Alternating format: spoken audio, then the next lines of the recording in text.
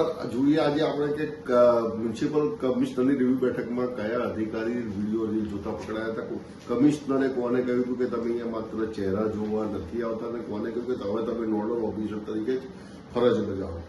નમસ્કાર મિત્રો, હું છું દેવેન્દ્ર શાહ. કરંટ ઓફિસમાં આપનું સ્વાગત છે.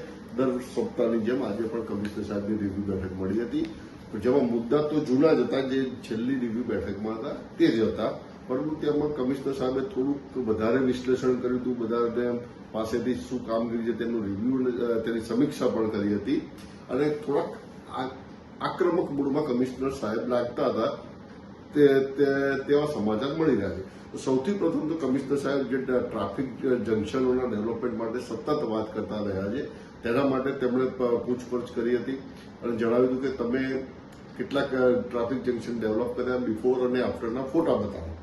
ત્યારે કોઈ પણ ડેપ્યુટી કમિશનર પાસે બિફોર અને આફ્ટરના ફોટા હતા નહીં અને તેથી કમિશનરે આજે સાંજે જ 7 વાગે તમામ ડેપ્યુટી કમિશનરોને ફરીથી બોલાવ્યા છે અને કહ્યું છે કે તમે બિફોર આફ્ટરના ફોટા પૂરા રિપોર્ટ સાથે લઈને આવજો. અહીંયા તમે માત્ર ચહેરો બતાવવા માટે આવતા નથી, તેમ સ્પષ્ટ કમિશનર સાહેબે કહ્યું.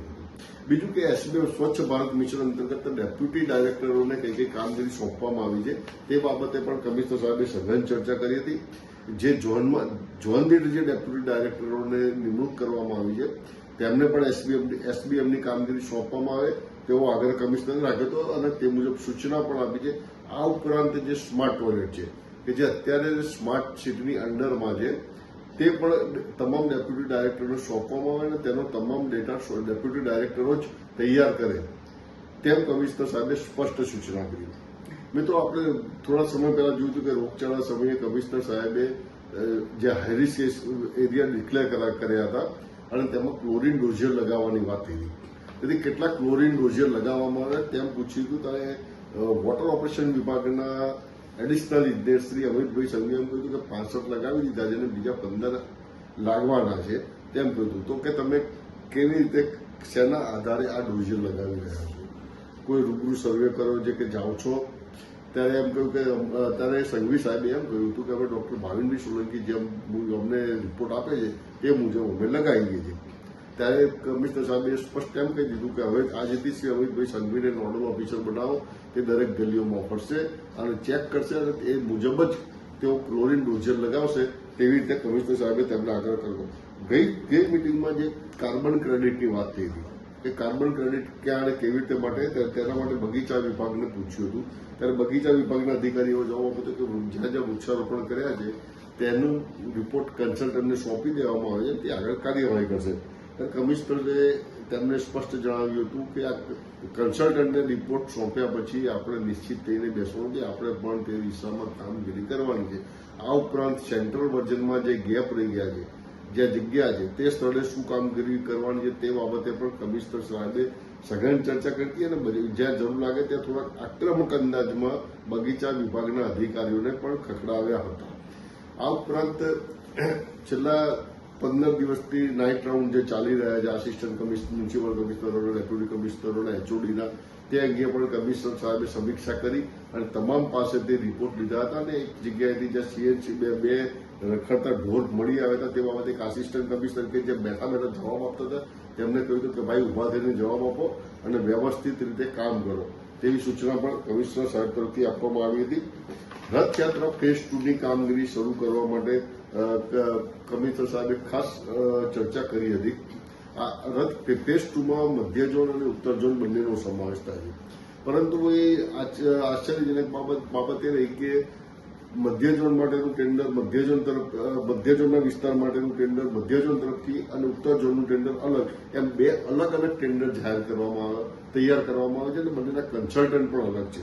એટલે આ બાબત સામે કમિશનર સાહેબને થોડો આંચકો પણ લાગ્યો હતો, જેના કારણે તેઓ બંને ઝોનના ડેપ્યુટી કમિશનર પણ થોડાક ગુસ્સે પણ થયા હતા અને એમ કહ્યું કે મધ્ય ઝોનમાં લાલ પથ્થર નાખશે, ત્યાંથી ઉત્તર ઝોનમાં જશે તો ત્યાં લીલા પથ્થર નાખવામાં આવશે, તો એ કઈ રીતે ચલાવાશે?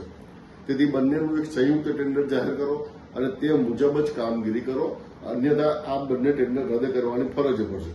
આ ઉપરાંત ગઈ જ મિટિંગમાં જે વાત થઈ હતી કે કોમ્યુનિટી હોલ અને ઓડિટોરિયમ હોલ ખાલી પડી રહેતા હોય છે, ધૂળ ખાતા હોય છે, તો તેની રેવન્યુ જનરેટ કરવા માટે જે એક્ઝિબિશન કે અન્ય કામ માટે ભાડે આપવાની વાત થઈ હતી, તે માટે પણ કમિશનર સાહેબે ફરીથી ટકોર કરી હતી કે આને ભાડે આપો તો આપણો ખર્ચો નીકળશે. તેવી જ રીતે મેટ્રોની નીચે ગાર્ડન તૈયાર કરવા માટેની જે ભૂતકાળમાં સૂચના આપવામાં આવી હતી તેનો પણ રિવ્યુ કર્યો હતો અને ત્યારે બગીચા વિભાગના અધિકારીએ એમ કહ્યું હતું કે ત્યાં ગાર્ડન માટેના ટેન્ડર જાહેર થઈ ગયા છે. કમિશનર સાહેબે ફરીથી પૂછ્યું કે ટેન્ડર જાહેર થઈ ગયા તો ત્યાં એડવર્ટાઇઝ માટેની કોઈ સ્પેસ રાખવી છે કે કેમ, કારણ કે નોન ટેક્સ રેવન્યુ આપણી સૌથી મોટી આવક છે, તો તેના થકી જે તે બગીચાનું મેન્ટેન થશે. જો આ વખતે બગીચામાં કન્ડિશન ના રાખી તો એક વર્ષ પછી ફરીથી તેને રિપીટ કરો અને ફરીથી તેને જાહેરાત માટેની સ્પેસ રાખવામાં આવે. હાલ કાલુપુર રેલવે સ્ટેશનનું ડેવલપમેન્ટ થઈ રહ્યું છે. આ ડેવલપમેન્ટને ધ્યાનમાં રાખીને છેલ્લી મિટિંગમાં પણ ચર્ચા રોડ અને રસ્તા બાબતે ચર્ચા થઈ હતી. ફરીથી આજે કમિશનર સાહેબે તેમની મિટિંગમાં જણાવ્યું હતું કે કાલુપુર અને સાબરમતી રેલવે સ્ટેશનમાં સૌથી વધારે ધસારો રહેવાનું છે. તેથી આ વિસ્તારમાં મેટ્રોની નીચેના ભાગમાં અથવા તો બિલકુલ 200 મીટરની અંદર, સ્ટેશનથી 200 મીટરની અંદર ની ત્રિજ્યામાં પ્લોટ શોધો અને ત્યાં પાર્કિંગ બનાવો, જેથી મુસાફરોને કે તેમને મૂકવા આવનાર તેમના સ્વજનોને કોઈ તકલીફ ના પડે તે રીતે તેની તૈયારી કરો. આ સૌથી ચોંકાવનારી બાબત એ કે એક તરફ અમદાવાદ મ્યુનિસિપલ કોર્પોરેશન તરફથી સ્માર્ટ પાર્કિંગ માટેની એપ્લિકેશન બનાવવામાં આવી રહી છે, જેના માટે 1.5 કરોડ રૂપિયા અલગથી ફાળવવામાં આવે છે. હવે આની હજી સુધી કોઈ ઇમ્પ્લિમેન્ટ થયું છે કે નહીં તે જ કોઈને ખબર ન હતી અને તેના પેમેન્ટ ચૂકવાય છે કે તે પણ ખબર નથી. જ્યાં ઇમ્પ્લિમેન્ટ નથી થયું ત્યાં પણ પેમેન્ટ ચૂકવાતો હોય તેવા થોડીક શંકા લાગતા કમિશનર સાહેબે આવતી મિટિંગમાં તેનો તમામ રિપોર્ટ લઈને હાજર થવા માટે આદેશ આપ્યા છે. અમદાવાદમાં ડબલ ડેકર બસને ટુરિઝમ તરીકે ઉપયોગ કરવા માટે જે ચર્ચા થઈ હતી તે અંગે પણ પૂછપરછ કરી હતી. અત્યારે એએમટીએસના મેનેજર પાંડે સાહેબે એમ કહ્યું હતું કે સાહેબ એ ચાલુ થઈ ગઈ છે અને હાલ 60 થી 65 મુસાફરો પ્રવાસ ટુરિસ્ટ આવી રહ્યા છે. કમિશનર સાહેબે કીધું કે તમે ખોટો આંકડો બોલી રહ્યા છે. 60 થી 65 ની પણ 120 ટુરિસ્ટ આવેલા, છેલ્લો આંકડો છે. તમે હજી પણ ખોટા આંકડા બોલી રહ્યા છો, જેનો મતલબ એમ થાય છે કે અધિકારીઓ કરતા કમિશનર આ દિશામાં વધુ ધ્યાન આપી રહ્યા છે અને તે બાબત આ ફરીથી સાબિત થઈ રહી છે. છેલ્લે સેન્ટ્રલ ઓફિસના એચઓડી પથિકભાઈ શાહ જે કમિશનરની બિલકુલ સામે બેઠા હતા, તેઓ ત્યાં બેઠા મોબાઈલમાં રીલ જોતા હતા અને અચાનક વોલ્યુમ વધી ગયો હતો. એ વોલ્યુમ વધી જતા કમિશનર સાહેબ ગુસ્સે થયા હતા અને તેમણે કહ્યું હતું કે તાત્કાલિક તમે આ કોન્ફરન્સ રૂમ છોડીને જતા રહો અને ત્યારબાદ તેમના સિનિયર આરજભાઈ શાહને કહ્યું હતું કે આજે પથિકભાઈ શાહને તમે સોગોસ નોટિસ આપો, જેથી આવી ભૂલ બીજા પણ ના કરે. એકંદરે એમ જોયા કે મુદ્દા કોઈ નવા ન હતા. હા, એક મુદ્દો હતો કે જેમાં નવા બજેટ માટે કમિશનર સાહેબે થોડું રિવ્યુ લીધું હતું કે પિંક ટોયલેટનો પ્લાન શું છે અને તે ક્યાં બનાવવાના છે. આમાં કમિશનર સાહેબે ખાસ સૂચના આપી છે કે જ્યાં કોમર્શિયલ એરિયા જે છે તેમાં પિંક ટોયલેટ બનાવો, જેથી તે વિસ્તારોમાં મહિલાઓની અવરજવર વધુ રહે તો તે ઉપયોગી બની શકે છે. એટલે આ એક મહત્વનો મુદ્દો રહ્યો હતો. બાકી કોઈ કમિશનર સાહેબની રિવ્યુ બેઠકમાં એસ્ટેટ વિભાગનો પણ મહત્વની ચર્ચા થઈ હતી અને એસ્ટેટ વિભાગના અધિકારીઓ પાસે ડેટા ન હતી, તેમને પણ આડાથી લીધા હતા. કમિશનર સાહેબે સીધો સવાલ કર્યો હતો કે મ્યુનિસિપલ કોર્પોરેશનની પોતાની માલિકીની દુકાનો કેટલી છે, કેટલી ભાડે આપી છે, કેટલી ભાડે નથી આપી, કેટલાનું ભાડું આવે છે, કેટલાનું જૂના ભાડે ચાલી રહ્યું છે.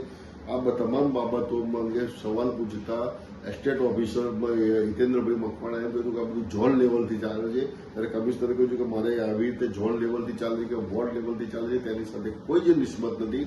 મારે નિસ્બત એટલું જ છે કે મારે ટોટલ આંકડો જોઈએ, તેથી તમામ બાબતો સંકલિત કરીને અહીંયા આવો.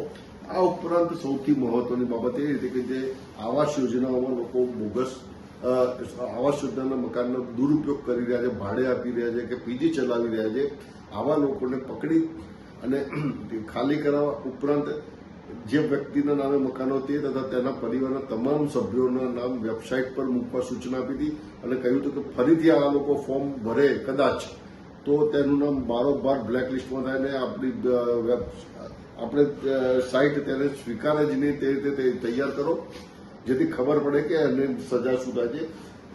CCRSમાં જોતા છેલ્લા થોડાક સમયમાં પાણીને લગતી ફરિયાદો વધારે આવી હોવા હતી, પરંતુ તેની સામે જવાબદાર અધિકારી એમ કહ્યું હતું કે હમણાં જે શટડાઉન ચાલી રહ્યા છે અને જેના કારણે રિપેરિંગ કામ ચાલી રહ્યા છે તેના કારણે જ આ ફરિયાદો વધી છે, અન્યથા એવું બીજું કોઈ કારણ નહોતું કે જેથી પ્રોબ્લેમ બીજા નવા ક્રિએટ થઈ શકે.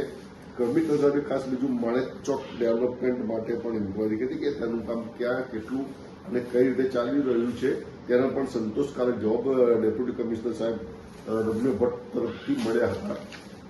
આ ઉપરાંત વડાપ્રધાન શ્રી નરેન્દ્રભાઈ મોદી ટૂંક સમયમાં સાણંદ ખાતે આવી રહ્યા છે, તેથી તે તરફના તમામ રોડ રસ્તાના સુધારા કરવા માટે, કચરો ના દેખાય તે માટે તાકીદ કરવા, સ્વચ્છતા જાળવવા માટે તમામ બાબતે કમિશનર સાહેબે તાકીદ કરી હતી અને અધિકારીઓને જણાવ્યું હતું કે એક પણ ફરિયાદ ના આવવી જોઈએ, તેનું ધ્યાન રાખશો.